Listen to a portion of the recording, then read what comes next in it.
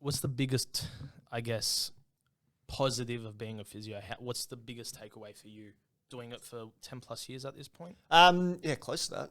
I think the biggest part is obviously how you grow. Like I was quite lucky in terms of I've always wanted to be a physio from the age of about 13. Really? Yeah, I always knew that I wanted to, because I was involved in a lot of sport when I was younger. I was also quite injured, so I spent a lot of time in the rehab rooms and stuff like that. Yep. I just loved it. I loved the way that the human body worked. I love all of that.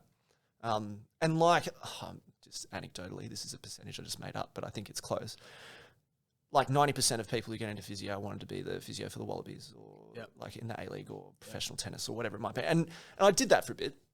Yeah, you were open, weren't you? Yeah, that's right. And it was good fun. During the time periods that I did it, it's demanding. It's not as glamorous as you think. But it's fun because you get to work with athletes. Coolest person you met? Coolest person I've met? Oh, well, I'm a big football fan. Mm-hmm. So Alessandro Del Piero, when I was working a little bit at Sydney FC. Nice. But he had his all his special treatment and stuff like that. But like that was very structured. coming from a kid who grew up in the 90s and early 2000s watching a lot of football and really enjoying the way that Juventus played. I was just that was the first time I was proper starstruck. But awesome. The way that you grow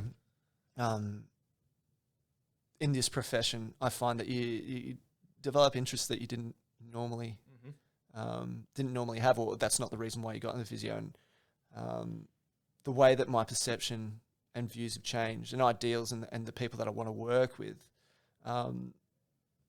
it's like, as I said before, don't get me wrong, athletes and stuff like that are fun, and working in the sports industry is fun, but it's more so the MSK. When I say MSK, musculoskeletal, private patients, because they come to you in a sense of kind of vulnerability. Yeah. They come to you for help.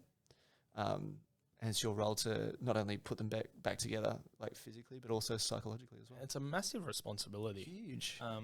I can't imagine how you deal with that, because I can't think of anything harder than touching a person and trying to say, okay, I'm going to do this and it's going to fix you. You know, like that's insane. I mean, for me, if I get a report wrong, awesome, I'll redo it. But you crack someone's neck wrong. Yeah, you're not redoing that. There's a lot of safeguards in place to make sure that doesn't happen. But that's good to know. Yeah, it's not my first point of call. Got a bit of neck pain? Get over here. Give you one of these. Off you go. There's a lot of safeguards in terms of that, and a lot of what university is, and physio students listening to this will agree, a lot of university is not to really hurt someone.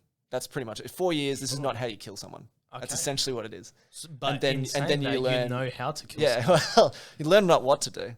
But 80-90%, like most things, right? 80-90% is learn on the job.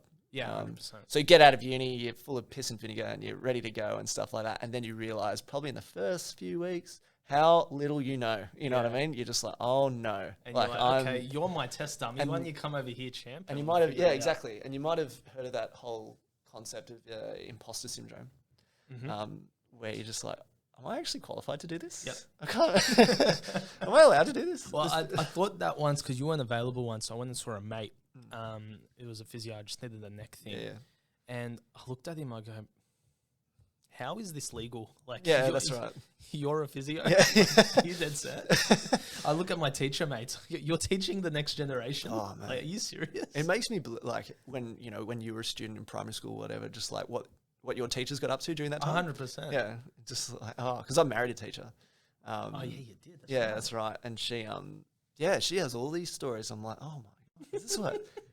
When my primary school teacher was coming in with headaches and stuff like that, they're like constantly, you're just like, oh, she just needs a Panadol. No, she wasn't.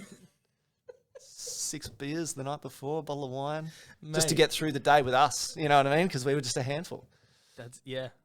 Well, it's like I'm in my 20s and we've got kids teaching kids. Like that's the part that's freaking me out. Yeah, it does. I looked at my mate. I go, you're 25. You're teaching kids. Are you kidding? Yeah, I know. It's immoral, if anything.